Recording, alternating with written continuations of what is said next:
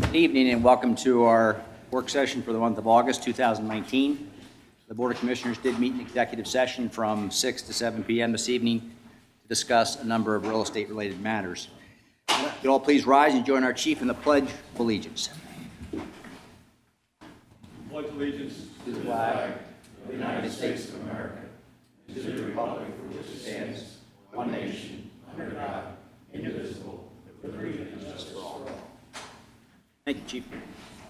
It's amazing. We have a number of presentations this evening. The first of which is a presentation by Michael Fuller of Keystone Lighting Solutions to discuss the construction phase of the township's LED streetlight replacement program in wards 6, 7, and 9 as part of the Delaware Valley Regional Planning Commission's Regional Streetlight Procurement Program. And thank you for being here tonight, Michael. We look forward to Absolutely, thank you.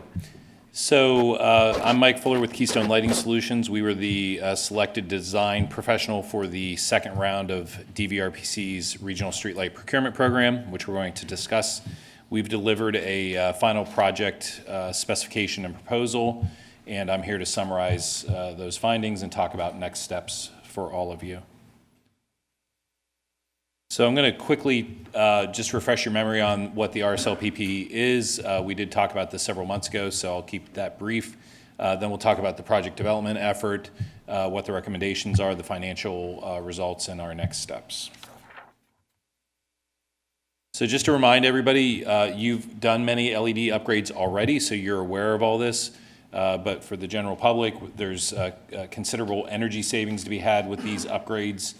Considerable maintenance savings, improvement of the lighting performance of your street lights, which improves safety and the quality of your community. And there are also control strategies that can be employed with LED technology. So the RSLPP is a turnkey program developed by DVRPC. This is actually the second round of this program. In this turnkey approach, municipalities are provided everything they need to get from the concept of moving forward with such a project to actually implementing it. So you can see all the services that are provided, from feasibility studies to in-depth design, all the way through project management and the construction process. In round one, 35 municipalities went through this program and successfully upgraded over 25,000 streetlights from older technology to LED technology. And after their projects were paid for, they generate a net $15.3 million in savings over a 20-year period. And you can see the environmental benefits of that also with the reduced energy consumption that results in 5,500 metric tons of CO2 taken out of the environment. So for RSLPP round two, we have 26 municipalities. I'm happy to say that you're the very first municipality that we're talking to at the beginning of this end of phase two, which is just prior to construction. And we have 25 more to go. And in this round, we expect to, for municipalities, consider upgrading 15,000 streetlights in this round.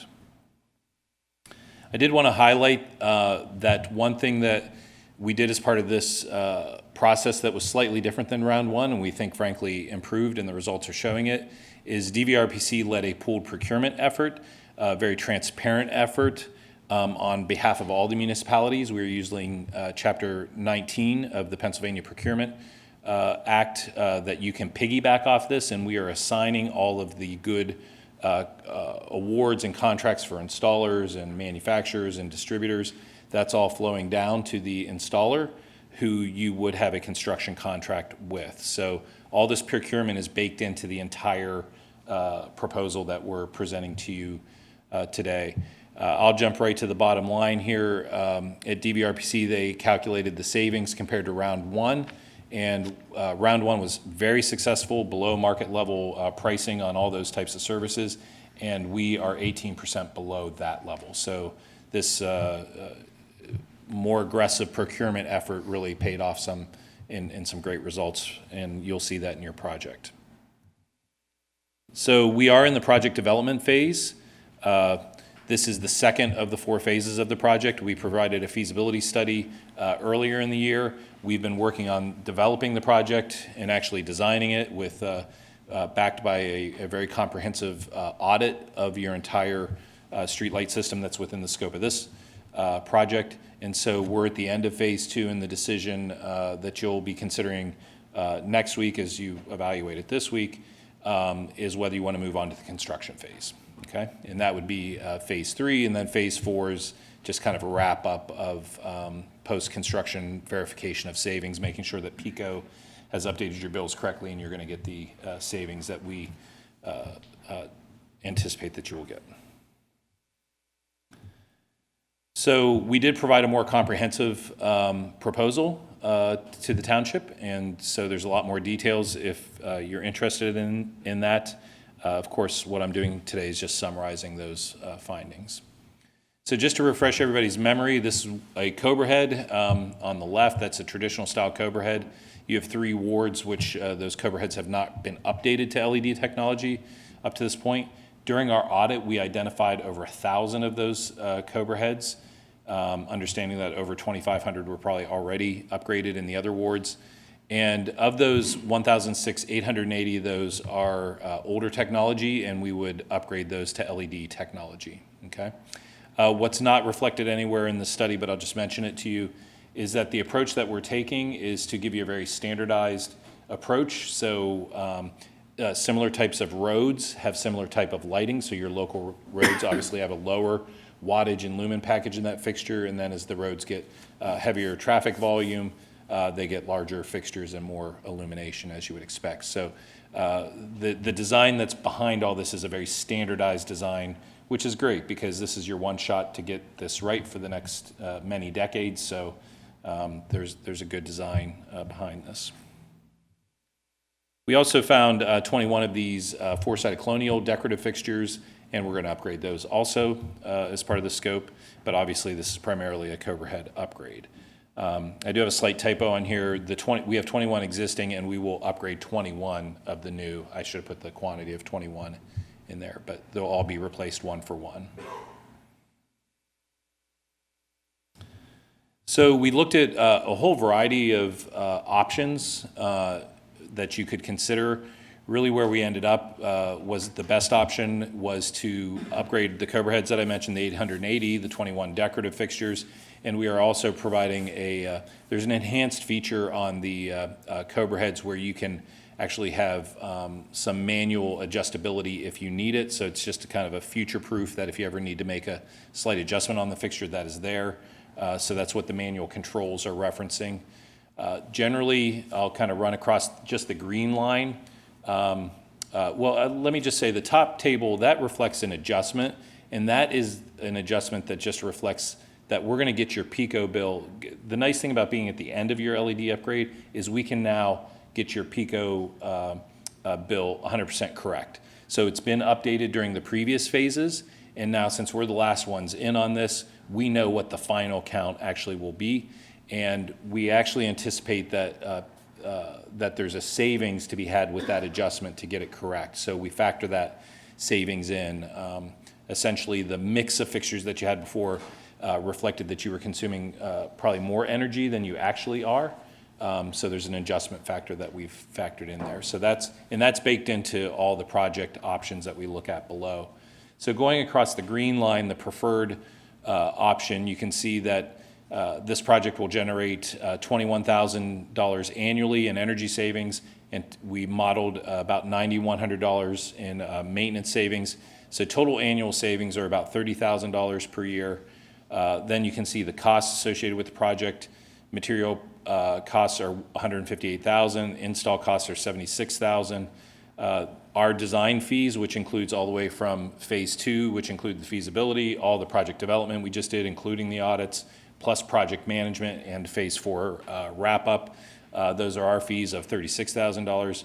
DVRPC, they're recouping some of their costs of running the program, so you can see they have $8,000. We are carrying a 5% contingency on the project of $11,000 that if we do not spend is your money to take back in this instance. We do anticipate rebates from PICO of about $46,000, so that's a cost savings. We do net that out in your total project cost, but you actually will receive that rebate after construction occurs. So timing-wise, it's it's later. But the net project costs, including the rebate, are $243,000, almost $244,000, and that represents with the savings an 8.1 year payback. Okay.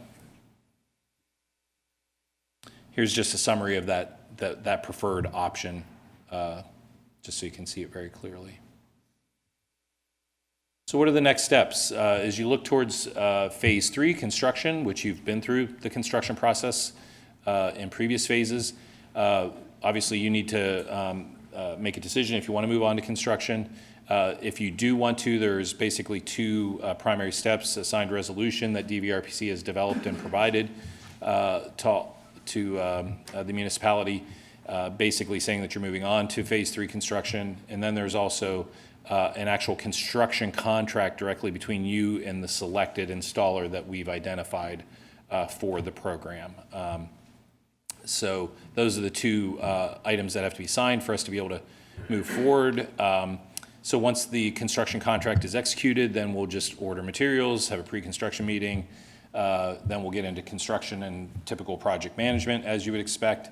And then at the end, we update the PICO bills and we make sure that your rebate, which we've already pre-submitted for you on the rebate to get the funds allocated, then we just put in the final application so you can get your rebate check back at the end of the project. So that's essentially the key steps in the construction phase. So reiterating some of those, but your more immediate next steps is just to discuss tonight, see if there's any questions on what we presented here. Then in your next meeting, you would take action on the resolution to advance to phase 3, sign the construction contract after that, and we are estimating an October construction. Amy has done a great job keeping Haverford at the forefront of our thoughts, and you guys are, frankly, the first municipality that we're going to go to construction with. Just knowing that you guys are anxious to complete your LED efforts that you've been making. So even if we get a signed construction contract still in August, we do have a 4 to 6 week material lead time and some other planning. So we're really looking at more of an October start. And what I should put on here is we do anticipate that the construction duration is about a month. Okay, so they come in and they work very quickly and they'll be in and out within a month, very low impact on your community. The installer that we've identified for the second round was the largest installer for round 1. They are very aware of what they need to do and they're very good at it. So we're very confident with who has been selected there. So with that, do you have any questions? Yeah, can I ask, Danny Mariani is the head of Public Works here in Haverford Township. Do you have any troubleshooters that go around fixing lights that are broken or out or anything like that? Well, during the construction process, any issues that come up, the contractor that we've identified, they'll be responsible for doing that. Well, the reason I ask is about 2.5 weeks ago, I called Danny about a light being out at Winton Avenue and Benedict Avenue, right, the intersection. And to this date, it still isn't repaired. I don't know if that's within the, is that in the wards that we're looking at for these upgrades? Yeah, Well, yeah, it was put up as a third ward light, but it reflects for the 3rd and the 7th. Right. Okay? Right. So Danny checked on it and talked to somebody from your office, and basically they said, oh, well, because it's new and it's yours, that would be covered under the contract. Yeah, that must be from the previous contract. That's not, we're not Commissioner, I involved was with just that going one. to add, that was the contractor who did the earlier phases, so this isn't Mike's project, but we can get in touch with that company and make sure that's. Oh, that was a top of their different list. company that did that. Exactly. From the previous upgrades. Okay, Yep, thank you. Yep, no problem. Just unrelated to that, are there any, do you know if the Delaware Valley Regional Planning Commission has any other pooled procurement opportunities in LED unrelated to streetlight? Or is it? No, not at this time, but looking at with round 1 and what we've done in round 2, I think they're looking at the model and seeing how it might be able to be expanded upon. Yeah, Yeah, makes sense. yep. Okay. Any other questions for Michael? Thank you very much. Okay, thank you. Appreciate it. Next presentation is our township engineer for the 2019 road resurfacing program, and Charles Catania. Commissioner, while Mr. Catania comes forward, I'll just let you know that the project, which consisted of about 88 different roads throughout the township, is just about complete. There's a couple of roads that are left where PICO is still working, and that's Dartmouth Road and Avon Road, so we couldn't complete that work yet. And we have some inlet repairs at the end of Beechwood Road that we're completing, and then that end of the road will be resurfaced. In addition, there's about 200 lineal feet of briarwood that we still need to complete. And that's pretty much where we are on the project. I didn't know if you had feedback for the board on what happens with the punch list, because I know there were several dozen issues on that punch list. Yeah, no, you've basically offered exactly what I was going to say, so that's perfect. What we have provided was, we document all the complaints that come in and any issues that our inspector identifies and all, and that list has been provided to the township. If there's any additions to that list, we'd appreciate that you give them to Dave, and then we forward them to our office, and we'll, prior to this offering a status of completion on the project, we'll provide it to the contractor to address those items. Generally speaking, what we do is we'll make a payment for percentage of the contract, and we'll withhold a retainage, usually 10%, 5 to 10% of that contract will be withheld. In this case, we'll definitely hold 10% because of the amount of issues that have arisen over this time. I understand that there may be some, at the beginning of the project, there was some apprehension about Sucre's ability to complete this project. And, you know, he's done the project for the township for the last couple of years, and while we often put up with some of the miscommunications or lack of communication and they're disrupting to the residents, what happens at the end of the day, he does do a nice product. The streets do look good. With these lists that we generate, though, they'll give the township the ability to, in the future, if they decide that he's not a qualified contractor to do work in Haverford Township, at least you have some documentation to support that. So I'm not sure if anybody has any questions or any further complaints that need to be addressed. I have a couple. So looking at the punch list, there are roughly, I don't know, 40 or 50. Just wondering whether that's an unusually large number given the amount of paving work that we did. Given the number of streets, it really is not. The issue that we run into, though, a lot of these are, I'm going to call it,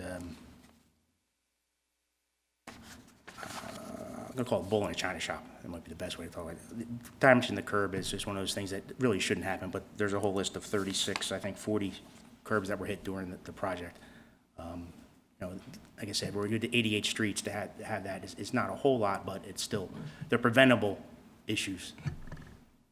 So what's the fix? Do they replace when they chip a curb? Because the curb is the responsibility of the homeowner. Right. So it's not fair for the homeowner to repair a curb that might, in 5 years, that chip may reappear or that crack may reappear because it's a fix, not a new curb. So we're talking about new curbs being put in. How do we make sure we protect the homeowner in this case? In most cases, and the requirement is to replace the curb. Now, again, we're representing the township in this case, so we're gonna push for that part. If the contractor, prior to the work, would take a video or pictures of all the streets prior to that being done. So he's documented those existing conditions. So there are some instances where we'll get some of these complaints, and to be honest, the curbs were in poor shape before they started. In those cases, we often or can allow him to repair them, but that's a discretion that we have. So a couple other questions.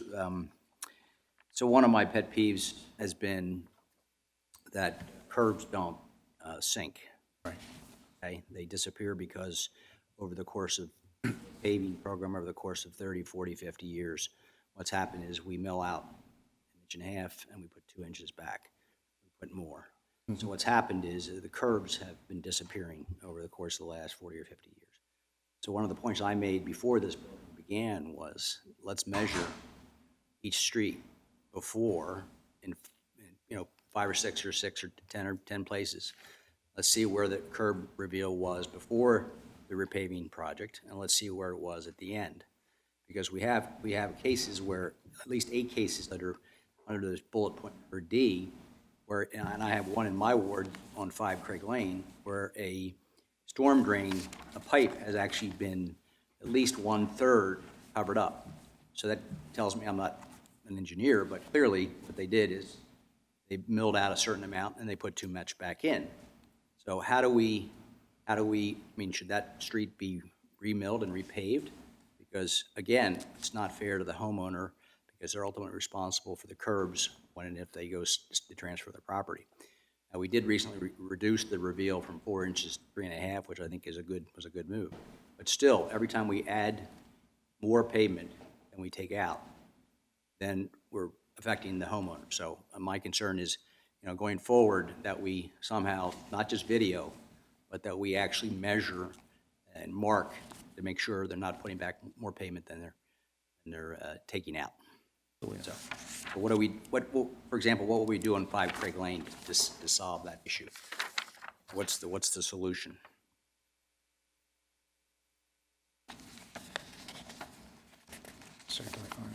You know which one I'm talking about, right? And it's the same as Belvedere. You have 2 on Belvedere, same issue. Crest, Flintock, and 2 on It's the Melrose. drain pipes through the curb that, right. So the question is, I mean, to me, they should remill it. He's gonna have to mill that out and repave it. reestablish They're it. they're just gonna remill a portion of it, or are they gonna remill the whole road and repave the whole? 'Cause obviously, and there's other things under here, and I don't know whether this is true or not, but 735 Beechwood Road, 643 Hazelwood, curb height went from 5 inches to now 1 inch. Right. That's true. Melrose went from 6 inches to now 3 inches height, so I Right. don't know whether that's true either or not, but my concern is that we're, again, that we're affecting homeowners, and I just want to make sure we do right at the end of this. Understood. So I don't know what the solution is for these particular roads, but to me, it would be, they re-mill it and they repave it, and they make it right. Then a lesson will be learned. So that's one point. The second relates to this company in 2 instances in the 5th Ward where they actually sprayed asphalt on curbs and sidewalks. So I think I see under B, talking about a cleanup, and to me, unless the cleanup is exactly like it was before, in other words, a clean sidewalk without any remnants of black paint or asphalt, that's fine. But if it can't be cleaned to its prior condition, to me, that sidewalk and that curb need to be replaced. So I don't know how you feel about that, but that's my personal view, because it's inexcusable that, they would be spraying asphalt on the curb. That's just, as you said, it's a bull in the china shop. It's just sloppy workmanship. Yes. And we'll pursue that option with Mr. Suker to replace them if he Yeah. cannot get them back to the What's original condition. your gut sense tell you? Can you actually remove asphalt from a sidewalk or curb? 100%? Probably not? Probably not. Depends upon what the condition of the sidewalk was prior, but probably not. Yeah, okay. Okay. So they're my issues. Anybody else on the board have any questions or? Charles? I think we've all had issues with broken curbs and things like that. I know I've spoken to Dan quite a few times in many locations throughout the second where we've had broken curbs and things like that. So I'm sure it's on the list, right? What's the time, what do you think the timing is realistically to get through this punch list? And I know that we have to make certain payments and we can't hold more than 10% by law, but is this list going to cost us more than 10%, the total value of the contract, if we were to do everything the right way in terms of making the necessary repairs? We'll look at that. Well, I think what I'll do is we'll take all these lists and generate the cost for replacement of all the damaged curb, and we'll know what that number is to justify if we need all more than 10%. Okay. Okay. Thank you. Jimmy, you have a question? I just wanted to ask now, in this contract, basically after they mill it and then put the new paving down, the houses that had no in front of them by their driveways, are they going to come back and do them? Because I've had a lady call me about 8 times. Under, On Winton Road, it was done about 3 weeks ago. under the contract, they're required to put back any pavement markings that existed prior to them doing the work. So Okay, that is well- on them, and they are aware of that. In the particular case, I'll have to double check to see if that. I'll give Danny the address tomorrow.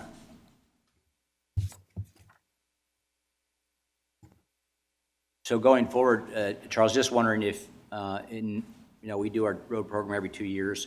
I'm just wondering if we can come up with a way in the future to not just videotape, but to take measurements and mark the actual, where the existing street is prior to being repaved, and then go back to see that it hasn't risen above those marks on that particular street. Does that seem simple? Or Absolutely, and I guess the question I'm gonna add, and I'll work with Dan on this, is, if it's less than that 3.5 inches, what are our options gonna be? We'll deal with that at that time. Okay. Thank you, Charles. Anybody else have any questions? Appreciate your being here. All right, thank you. Thanks. I'm sorry. Does everybody on the board have a copy of the complaint? Does everybody on the board have it? Everybody review it? Sorry, was it not distributed? I thought it was. Yeah. It was emailed. I just didn't know if everybody had it and looked at it. So they had a chance to review it.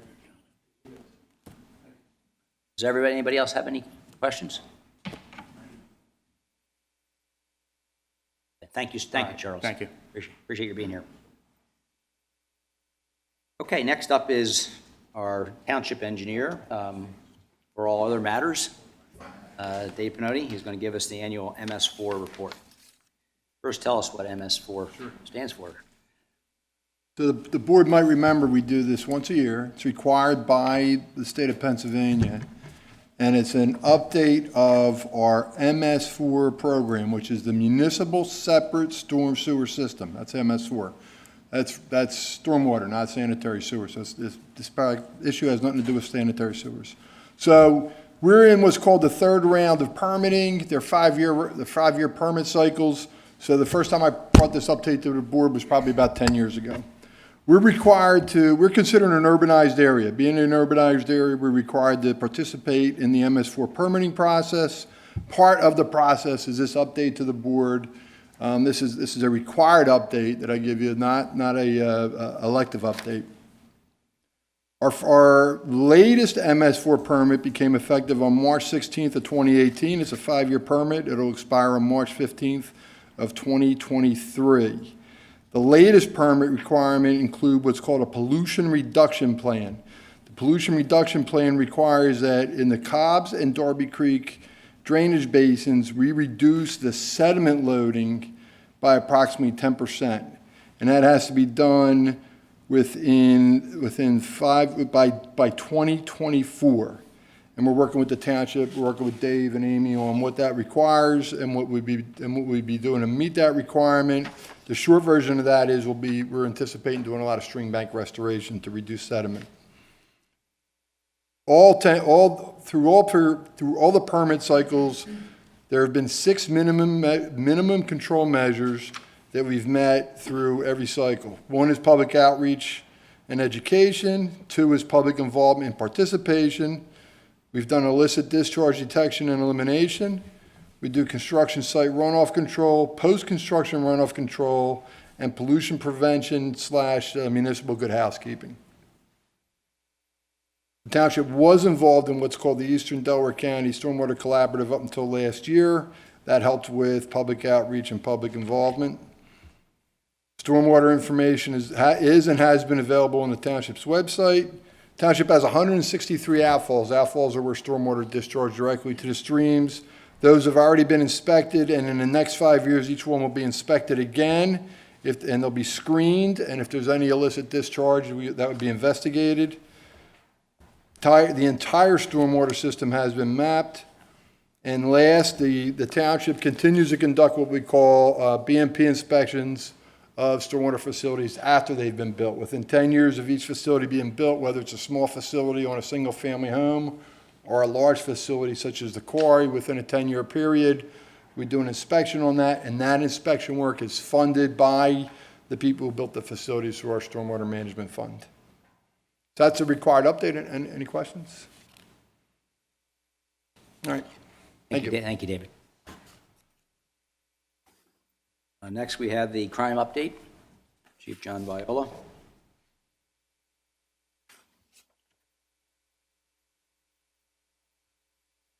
Thank you, Commissioner. The monthly Chief's Report, Crime Report for July of 2019. Excuse me. 26 criminal arrests, 1 juvenile arrest, 175 traffic citations, 28 non-traffic citations, 270 written warnings, and 31 parking tickets by alert, which is handwritten ones, and 97 automated by the meter officers. We had 2 burglaries, the 800 block of Aubrey Avenue, unlocked, unoccupied residents during the day. 2 gaming stations were taken, some alcohol. In the 1700 block of Tyson Road, they entered a secured, unoccupied residence while the residents were away. Items taken in the burglary included a gaming computer, flat screen TV, and miscellaneous and kitchen items, a safe containing a Smith & Wesson handgun, and a vehicle, which was later recovered in Philadelphia. Detectives are doing the investigation. We had an attempted bank robbery on 729 at the Wells Fargo Bank. A male entered the bank, approached the bank teller, handed her a note implying that he had a weapon and demanded the money. The bank teller refused, and the suspect turned and fled the bank on foot, ran towards Monroe and Westchester in the back of the office buildings there, and got into a red Jeep. The suspect was described as a black male, stocky build, 5'11", wearing gray and white Phillies Bryce Harper shirt and a number 3 with dark colored shorts. About 15 minutes later, another bank robbery occurred on Westchester Pike in Marple Township, where he got an amount of cash out of there. We feel it is the same person. He put a wig on for that, but he's wearing the same clothing. And anybody saw the news tonight, there was a bank robbery in Delaware, and we feel it's the same person. It matches the description. There has been a suspect developed, and that's being investigated as we speak this evening. We had a 100 block of Rodney Circle. Police responded to the above area for a possible suicide attempt. Upon checking a work structure in the area, they were able to locate the subject. The police took the subject to Bryn Mawr Hospital, and while in police custody for an Act 64 arrest, which is drugs, he then attempted to leave the hospital and assaulted 2 police officers. He was treated at the hospital and later released to police and charged accordingly. He had 2 simple assaults. The juvenile victim reported he was in a fight in Veterans Park, and the parents of the victim did not wish to pursue charges at this time. And then on 7/26, a juvenile victim reported being assaulted by an unknown object in front of 200 Mill Road. We think it was ice thrown at the person with a blue color card, and the juveniles took off. 1 motor vehicle theft at 2600 block of Chestnut Avenue. The victim reports leaving the keys inside his vehicle, and the vehicle was taken. Suspect removed the vehicle, was involved in a 1-vehicle accident around the corner. Police officer was in the area, came upon the accident, and the suspect was arrested for motor vehicle theft and DUI. We had 12 attempts and thefts from autos in the past month. 116 Township Line Road, which is Lowe's lot. 2500 block of Belmont Avenue, $60 in cash and a battery charger. 600 block of Lakeside. 2400 block of Alcott. 699 Glendale, Murray Place. We had 3 at 699 Glendale. These were vehicles that were locked, and they smashed the window, and that's the problem we've had in playgrounds in the past. There is a suspect developed for that, but we feel that this is part of that felony lane gang activity, which is going up and down the East Coast. At some point, when arrests are made, they resurface again. It's just different people doing it, so it's been very difficult for all police departments. 2400 block of Bryn Mawr, $10 and change. 3 in the 2400 block of Bryn Mawr, 1 in the unit block of Farwood Road, and 2800 block of Marsh Road, except for the ones that are reported where the windows were broken. They were all unlocked vehicles. 3 bicycle thefts at Ardmore Junction. It's been a problem there at the P&W where locks are being cut, and whoever comes in there steals the bike and cuts the lock. So we're working with Sefton Police on that, and we had 7 canine usages with no arrest on canine. That's my report. John, can you tell the people, the viewing audience, about tomorrow night, what's going on? Yeah, well, tomorrow night is the National Night Out, am I correct? That's correct, yes. 6 to 9 at Lowe's. So National Night Out is a national event. It goes across the whole country. We sponsor it. We'll have fun and games for the kids. Fire trucks will be there. All our police equipment will be there. There'll be tow trucks, and we'll have food and a good time for How about for the everybody. canines? Are they going to be there? Canines will be All there right, also. John. Yes, Great, thank you, Chief. you're welcome. Okay, are there any commissioner committee updates? Commissioner updates?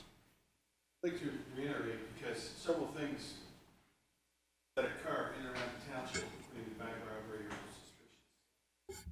People in their neighborhoods, now people are looking at social media. And specifically the Ring doorbell, which takes video. People are still reluctant. I'm getting some phone calls. I mean, what number do I call? That's still happening, believe it or not. So if we have to reiterate again, you call 911. That's our only phone number to report any kind of crime, Commissioner. Don't worry, you know, they tell me, well, it's for emergencies. It's for everything.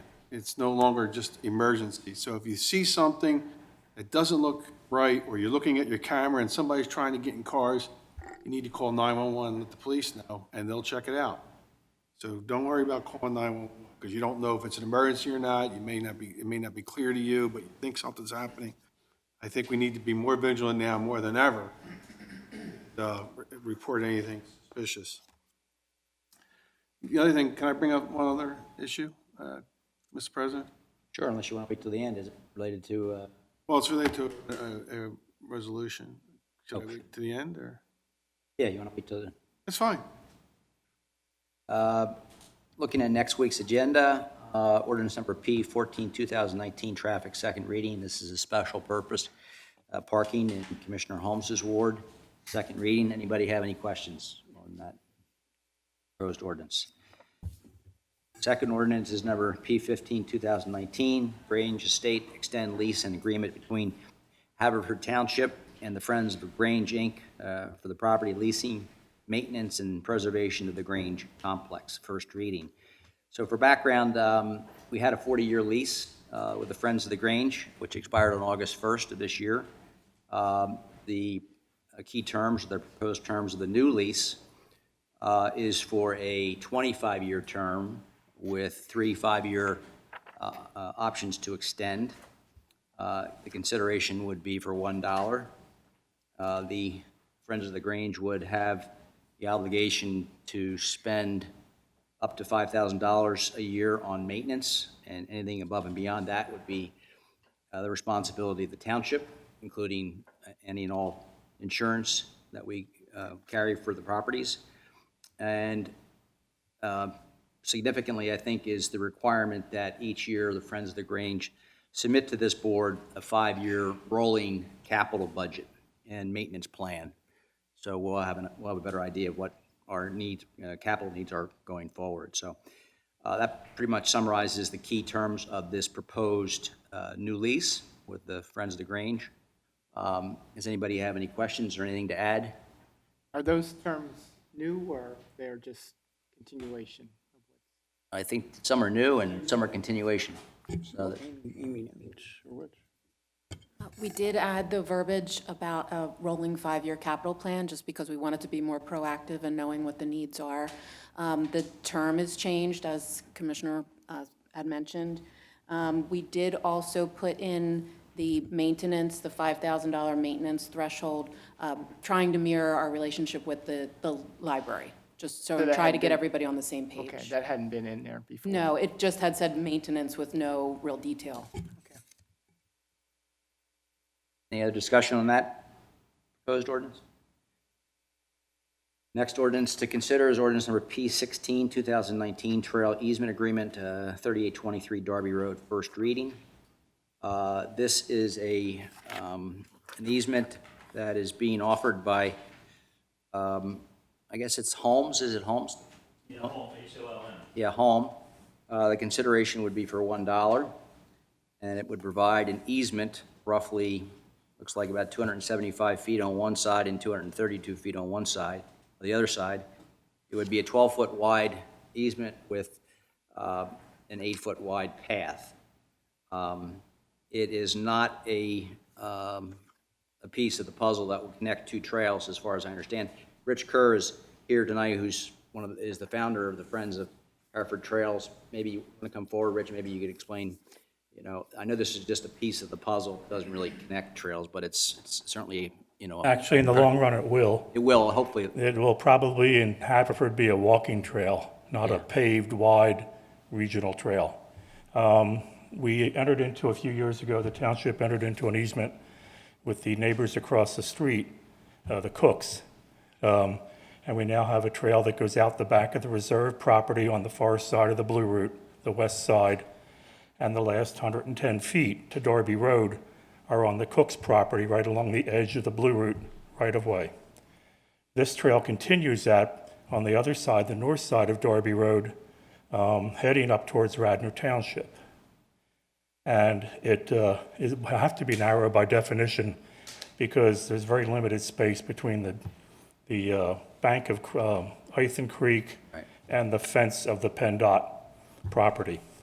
So this will extend that north.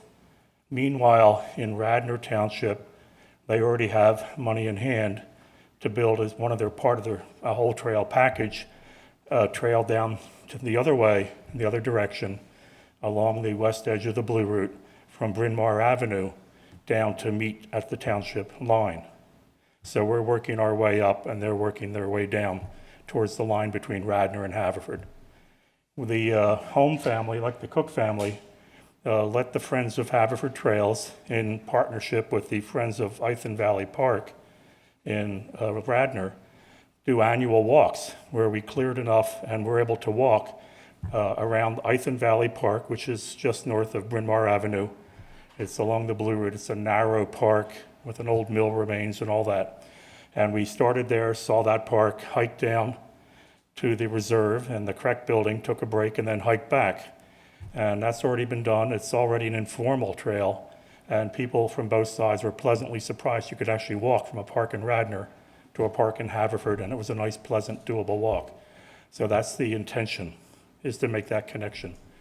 And it'll be the first connection between townships in our area. So this, I'm just looking at the map here, it looks like this easement, this trail path dead ends into Hythen Creek. So. how Yes, does the it easement dead ends into Hythen Creek. So would it go? We can still go along the edge of the creek, and then beyond that, there's a piece of property that frankly no one's been able to find out the ownership of, and we'd like to traverse that. Okay. And Radnor's consultant is facing a similar issue on their side, and they've been investigating as well. So you still have a couple more pieces of the puzzle. Yeah, what happens is, though, that piece of land coming down from Bryn Mawr Avenue is already an access road for the RHM Sewer Authority. So it's wide enough to drive a truck down. It's gravel or grass. They have a steel bridge across where Hythen Creek dives under the Blue Route and heads up the other side. And then there's a gravel-filled ford over Meadowbrook Run, which comes in the Haverford Township section. So there's already, once you get out of the home area, you're already at a point where the trail is already established and wide, similar to the Darby Creek Trail down below. I think it'd be helpful if you could maybe at some future meeting make just a presentation on the trails Sure, in I'd be happy Haverford to. and also help, I'd Radnor be and happy working to. together. I think would be interesting for not only the board, but the public. Yes, And I want to thank you for the service that you provided, because sure thing, thank you. it's a great thing Any to other have. questions? Yeah, thank you. Any other questions? Rich, he does tremendous amount of work for us. No, he does. Big help to Westgate too. So thanks for everything right, you do thank with you. the trails. Beautiful. Thank you very much. Yeah, so maybe sometime after Labor Day, maybe or Okay, September, October, I don't know, we'll figure out something. okay. Thank you, Rich. Appreciate it. Next item on the agenda is resolution number 2146, that's 2019, which is authorizing Phase 3 and Phase 4 of the streetlight procurement program, which was presented to us earlier by Michael Fuller. Does anybody have any questions on Phase 3 and Phase 4 of that program? Okay. Next is Resolution Number 2147-2019, Bryn Mawr Trust, a depository of Haverford Township. This is actually not something we require as a township. This is something that the bank, Bryn Mawr Trust, requires as a resolution from this board. And this is consistent with our newly adopted township investment policy, which says that we can't have more than 50% of our total financial assets shall be held by a single financial institution. So this will add the fourth depository of Haverford Township for pretty much our cash, right, Amy? Yes, this is more idle monies. Our retail monies are kept at Citizens, but this is monies for investment. Yeah, okay.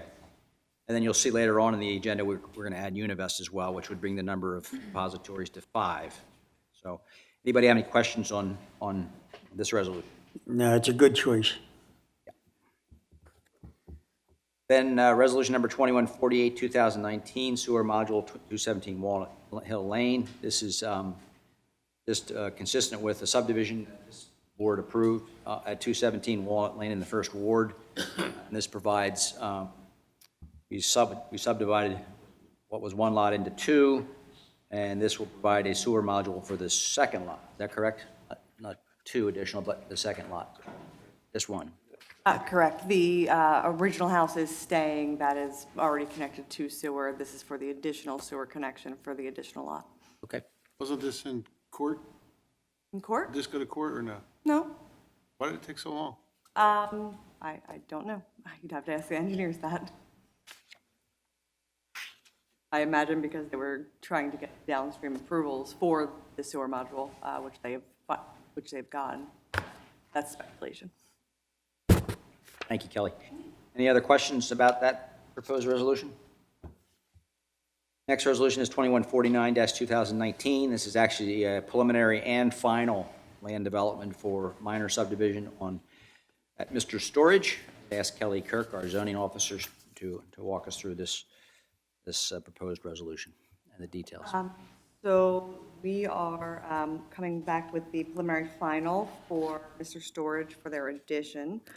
There's also a minor subdivision involved as well, where they took a small piece of the property from behind them to incorporate that in order to make room to build this addition. There are a number of waivers being requested, which I have in my pile somewhere. Bear with me. There we go. The waivers being partial waiver from requiring all property names, property lines with owners, with names of owners within 200 feet. A partial waiver requiring all storm drainage, sanitary sewer, and public water supplies to be shown on the plan. Requiring street lighting for non-residential developments. Requiring curb for all internal access roads, drives, and parking areas, requiring sidewalks, requiring additional right-of-way along Lawrence Road, requiring the minimum infiltration due to the existing EPA cap on the site, which they request a fee in lieu of for stormwater quality elsewhere in the township. Overall landscaping from the front yard landscape strip and on the site for the 315 Lawrence Road property, which more commonly known as the pit, because they plan on coming to land development later on in order to develop that property, and requiring the open space instead of the fee in lieu of instead of the open space. They are proposing an easement area for the trail to be continued along that area. However, there is still some, a bit of discrepancy between that area and what's required with the open space. The Planning Commission did recommend that the fee in lieu of go towards continuing the streetscape improvements along Eagle Road for that portion of the property. How much is the fee? The fee is, once we net out portion for the trail, about $6,000 to $7,000 in that neighborhood.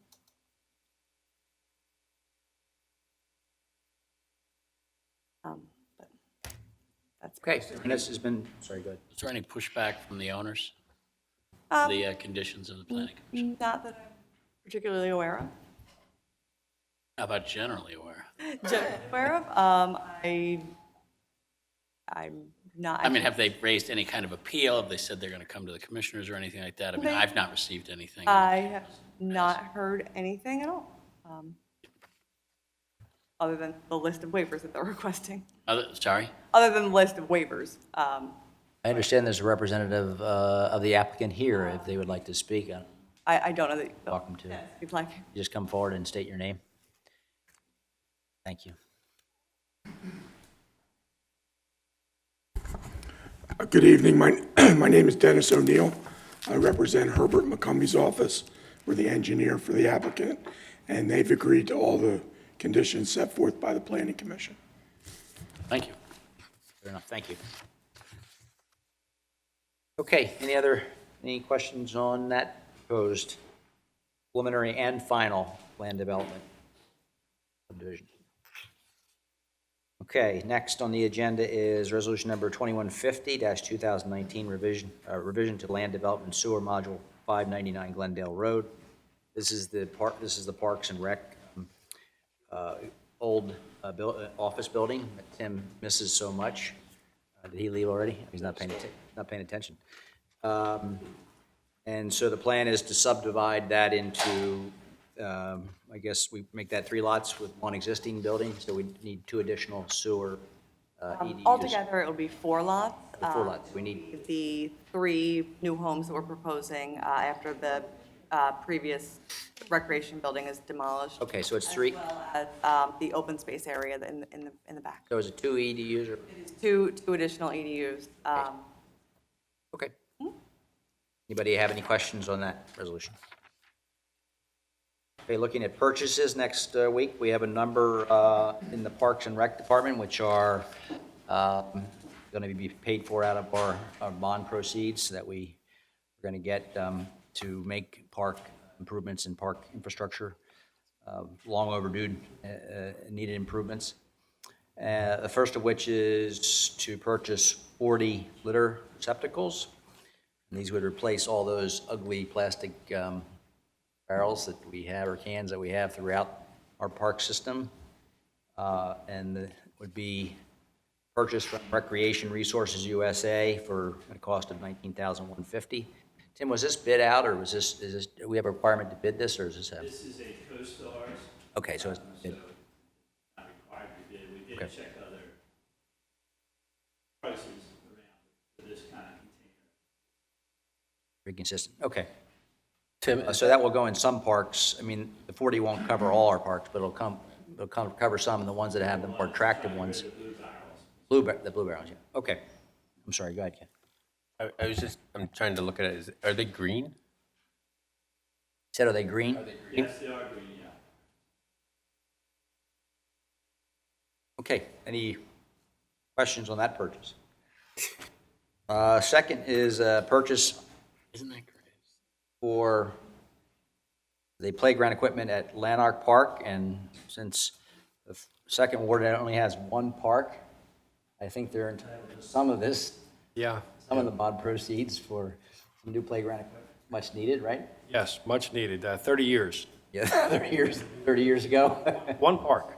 Yeah. One park in the whole ward, and 30 years since new park equipment. But we are, the residents are very happy, and they're very thankful to this board for supplying them the needed money for this park. And this is at a cost of $47,845. The next purchase is fencing, Richland Farms Park in the 9th Ward. This is a contract with Fensco for 370 feet of 6-foot-high fence, chain link fence, at a cost of $15,505. Anybody, and some gates as well, not just fencing, but gates. Anybody have any questions about that purchase? Next purchase is 30 park entrance signs from Performance Signage at a cost of $16,140. These are 2x3 signs. Then our Public Works Department will figure out how to get them up and framed and looking nice. But it will be a nice addition to, nice welcome to each park, because the signage that we have now is rather dated. So, does anybody have any questions about that purchase? I just had one small, they don't say Haverford Township anywhere on those park signs at all. It just has the name of the park, I guess is what we're doing. You know, we tried around different designs, Bill, and we thought it made it look too busy. But for that size sign, I would think it would. Sign. Yeah. You know, we could add it small, but, you know, at some point and we tried the township seal also, and it just, again, it was a little It just, too busy. it just seems like there's nothing identifying the park as a township We facility. can add it, you know, for sure. Yeah, no, it's just a question. Stands Yeah, out that it's good not there. question. We did play around with a number of them. And we can get back to them. This, you know, this was first shot, so we still have time between now and next week to talk some more. Tim, what are we gonna do at parks where there's multiple entrances and? That's a good question. Andy asked the same question. Our thought was to put one at each end. There's two things we're considering. This is sort of the first shot at it, Kevin, because some parks, like Grassland, have really nice signs that have been real money put into, but there's only a handful of those. So our thinking was, let's put in for 30, let's get them going, and then sort of assess it, and if we need to get 6, 8 more, we'll do that. But yeah, something like Merwood, perhaps, where you're coming in down here and you're coming in down at the other end. We're aware that some of the parks will take 2. And then, because we already have some nice signs out there, not too many, but we do have some that we're gonna not replace those for the time being anyway, because they're fairly expensive. These are much cheaper than what we have out there. The nice signs we have out there cost about $1,600. The problem is they can get easily vandalized. So we were trying to find something that would withstand, be harder to break, and that graffiti would wipe off of. That was our goal, you know, that would have a nice look. So, but you're right, some parks will require 2 signs. Is this sign we're looking at right here, is this the characterization of it? Yeah, it's characterization. The irony of it, as you know, there is no actual Caracon Park. That is ironic. Did you know that, Larry? However, what Bill raised is a good point. I've got a couple parks that are right on the Yeah, that's a frontier good of point, yeah. Montgomery No, you're County. right. And so, you know, if we have one on the Jest track, Yeah. you know, a lot of people don't realize that's even Haverford Yeah, Township now. that is a good point. I'm not trying to be difficult, but Yeah. Haverford Township, Pennsylvania, across the bottom of this thing, even if it's so small that you have to be Yeah, right at the sign no. to know it, it is kind of a nice little ownership tag for us. No, I agree. Especially important in the frontiers. Yeah, I agree, and I think we If you will wanna we show will us revisit one. that. Yeah. I mean, I don't want it huge, and I don't think the seal needs to be Yeah. there, but it would Yeah. not be a bad thing to say. No, I agree. I think it's, we'll give it another shot, maybe in smaller print, and see if we can, it probably should But what be. will happen at the polo field? Yeah, that's a good question. I'll let Andy decide. Eh. Yeah. At least 2. Expendables. Okay, any other questions on signage? By the way, we need some signage, we talked about this morning, we need some signage at the entrance for the police department, and we need some signage actually showing that this is the township, Haverford Township. So I don't know what we want to do in terms of putting that on the agenda. Look, Purchase. just tell everybody to turn right at the stadium. It would be nice to have some nice, I don't know whether you and Amy can come up with some ideas. We'll work with John. Yeah, that'd be great. And if I may, I'm sorry. I raised this a few years ago, but I've had a number of inquiries since and recently. When you drive down the Blue Route and you see the rec center, there's no sign or anything that tells you you're in Haverford or that that's our facility. And people ask me all the time, what is that building? It's so different. Isn't there a way we can have some sign that is visible from the Blue Route so people know it's Haverford Township or the rec center? I know there's Blue Route limitations. That's on our property, so. Might have to be a billboard. Really? Did you say that? Yeah. I was thinking maybe one of those SEPTA bus wraps just around the side of it. It's a good point. It's a beautiful building, and nobody knows what it is. It's a Yeah. mystery. Yeah. So I don't know if there's something we can do, but I'd love to explore it. It does stay though, Haverford Town, isn't there a tiny little Haverford Township sign on 476? Yeah. And then about 100 yards later, it's this Marple Township? So That's going north. we have that sliver, yeah. Yeah. But I'd love to explore it and see what we can do, because the building is distinctive. It doesn't look like anything you'd ever see as sort of a government or municipal-owned building. So it'd have to be some kind of signage on the building itself, probably, right? Or something that just says, welcome to Haverford Township or something, but I don't know. I'm no sign expert. Something that draws attention away from traffic just enough during rush hour. Give us some calm. Okay, that completes the purchases for next week. Looking at the codes department purchase, looking at purchasing two 2020 Ford Fusion hybrid vehicles to replace two SUVs, which are at this point getting at their end of their useful life, and maintenance is problematic, and probably most significantly, they're gas guzzlers, and these are the same cars that our township manager has. They're front-wheel drive, so they're good in the snow. And so we're looking at replacing those two SUVs with these two hybrids. This is not in the budget for this year, but our finance director and assistant township manager, Amy Cuthbertson, has found money. We had a good year in our investment portfolio and interest earned, so we have going to allocate this money to purchase two of these vehicles at a total cost of $51,300. And then the plan for next year would be to try to replace all the Crown Vics in the Park and Rec Department after Tim Denny leaves with all electric or hybrid vehicles.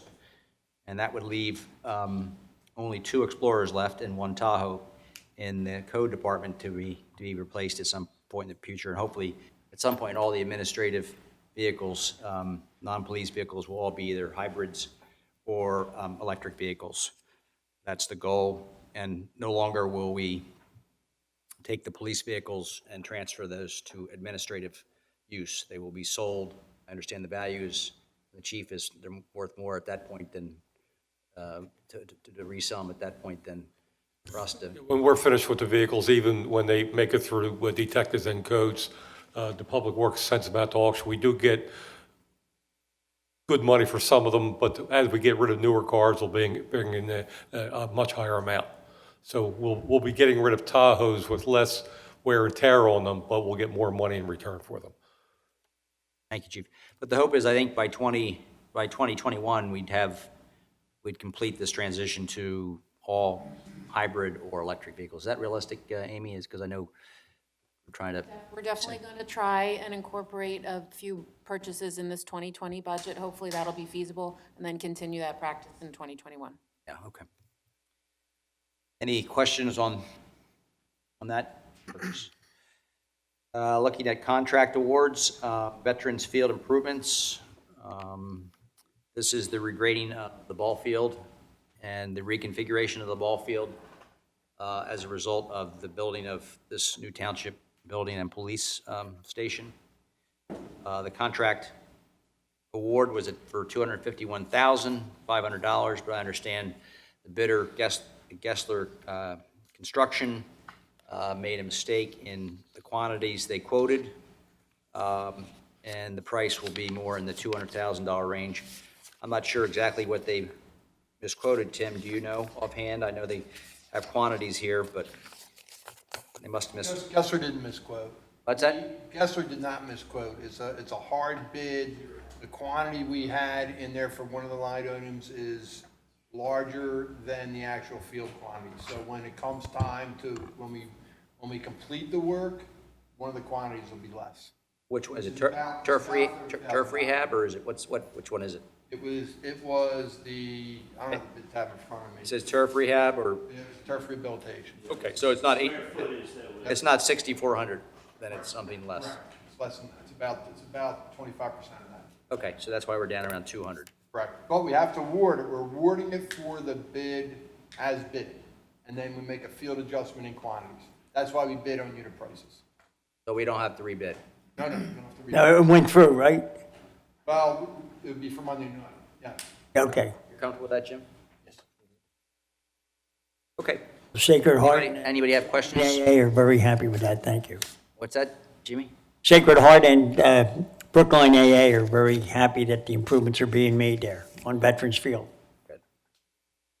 Thank you. Then next, under contract awards, replacement of walking and paths and parks. There was a bid opening today.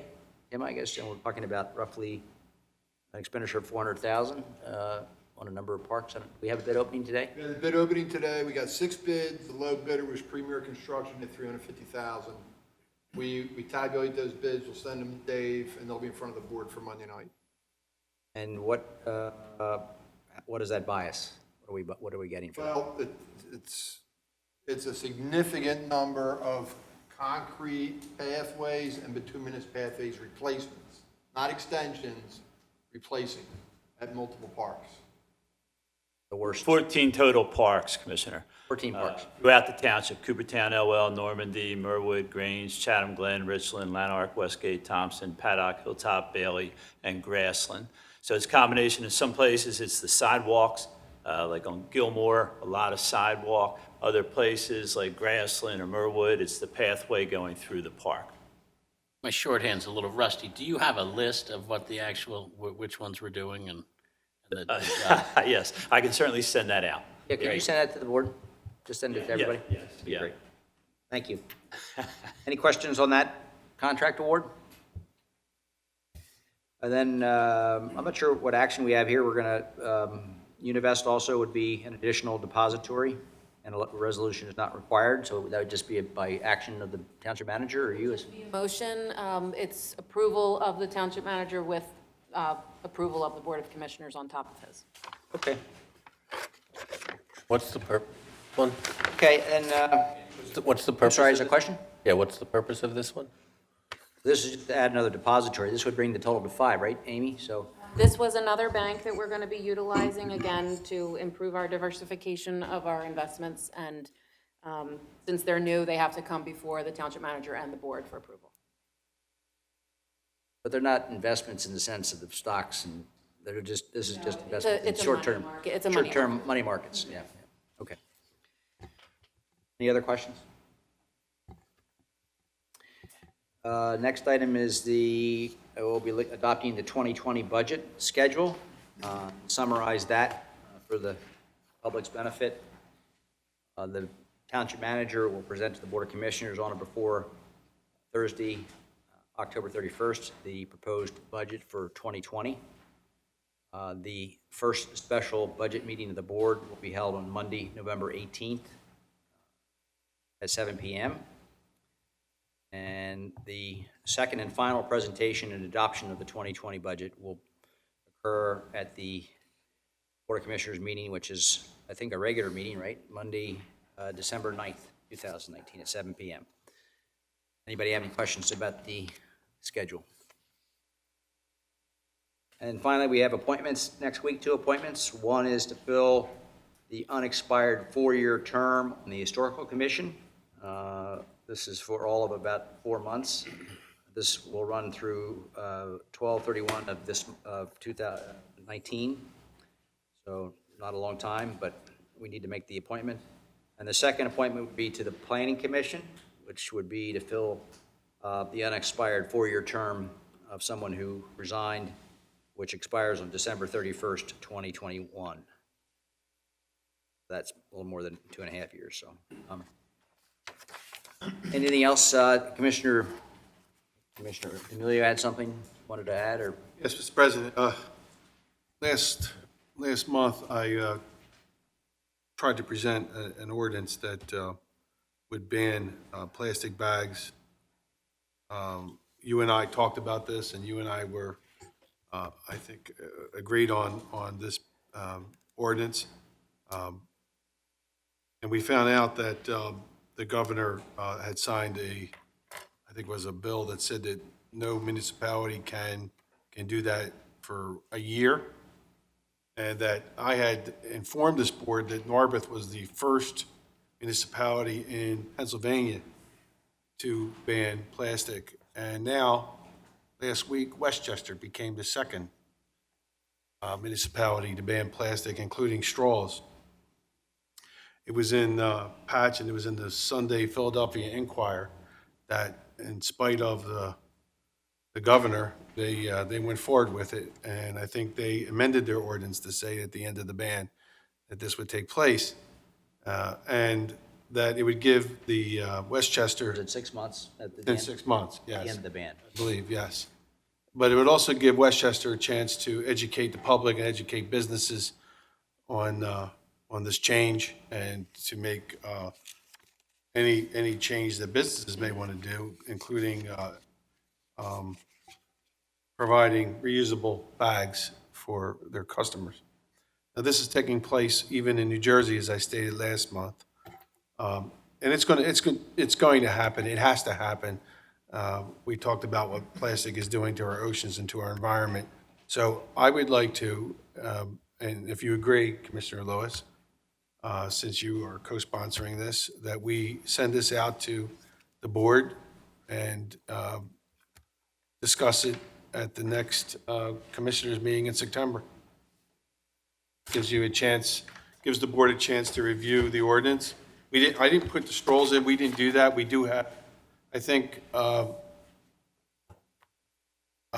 example of what the straw ordinance would be. We need to put that in there, as you know. So it gives us a chance to tighten this up a bit, and gives the board a chance to also view it. But I would like support from this board to present this in September. Steve, you have my support. Narberth didn't actually ban plastic bags. They require a 10-cent fee on each plastic bag, which the store owners keep. So it's to discourage people from using the plastic bags. It wouldn't be, that approach wouldn't be illegal under what was signed. Well, that's something we can discuss in September, but I'd like to ban it, not. What did Westchester do? Was it a complete ban? Rich, do you have that? Was it a complete ban? Westchester banned it, but it doesn't go into effect Yeah. until after a year. And just, I have no problem with going on our agenda, and I'm happy to have that discussion, but it wasn't just to clarify what we're doing, it wasn't just the governor who decided to install that ban. No. No, it was a deal cut. I understand. No, I talked about this last I know, month. but the way you just said it, I'm All just right, hold clarifying on. for the public. Hold on, it was him, and it was, I also said last month. Senate Republican leader. A Republican state representative. State senator. Was it state senator? Yeah. Because he has a plastic factory in his district. So it was both of them.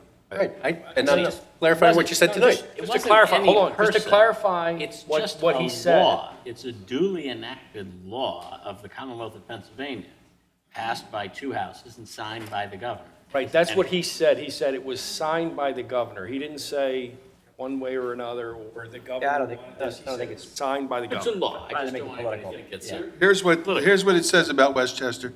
Before a packed crowd at Borough Hall Wednesday night, Westchester made history, voting to become the latest Pennsylvania municipality to pass a ban on single-use plastic bags and straws.